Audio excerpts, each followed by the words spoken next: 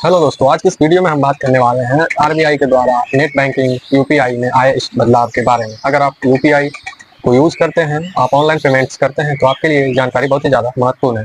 RBI के नए प्रस्ताव के अनुसार 10,000 रुपये से अधिक का online transfer UPI net banking करने पर अब 1 घंटे का कूलिंग पीरियड होल्ड लग सकता है, जो मुख्य रूप से पहली बार किसी नए व्यक्ति को पैसे भेजने पर लागू होगा। यह कदम बढ़ते साइबर फ्रॉड को रोकने और गलत ट्रांजैक्शन को रद्द करने का मौका देने के लिए उठाया जा रहा है। 1 घंटे का होल्ड यही वजह है। यदि आप पहली बार किसी को 10,000 से ज़्यादा भेजते हैं, तो तुरंत नहीं बल्कि 1 घंटे होल्ड के बाद प्रोसेस होगा। अगर आप 1 घंटे के भीतर महसूस करते हैं कि पेमेंट गलत हो गया है, तो आप उसे कैंसिल भी कर सकते हैं।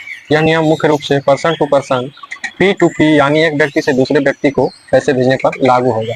यह नियम सामान्य merchant payment, QR code scan करके दुकान पर भुगतान, पेट्रोल या ऑनलाइन शॉपिंग पर लागू नहीं होगा। आप भरोसेमंद व्यक्तियों को वाइट लिस्ट में रख सकते हैं, जिससे उन पर 1 घंटे का नियम लागू नहीं होगा। 10,000 रुपये से ज़्यादा के फ्रॉड को रोकना, जो कुल डिजिटल फ्रॉड का 45% हिस्सा है। यह आरबीआई की एक प्रस्तावित नियमावली है, जिस पर अभी काम चल रहा है। जल्द ही यह पूरी तरह से लागू हो सकती है।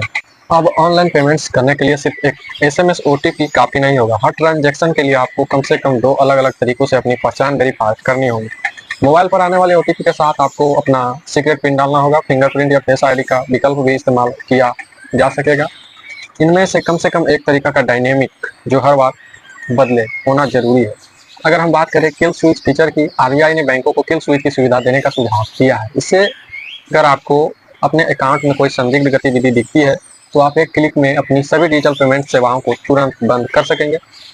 बुजुर्गों के लिए ट्रस्टेड पर्सन और सुरक्षा की बात करें तो 70 साल से अधिक उनके वरिष्ठ नागरिकों और दिव्यांगों के लिए सुरक्षा एक अतिरिक्त परत जोड़ी गई है।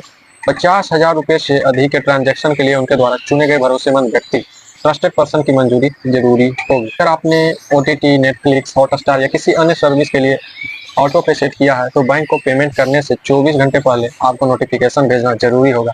आपकी मंजूरी के बिना ये पैसे नहीं कटेंगे।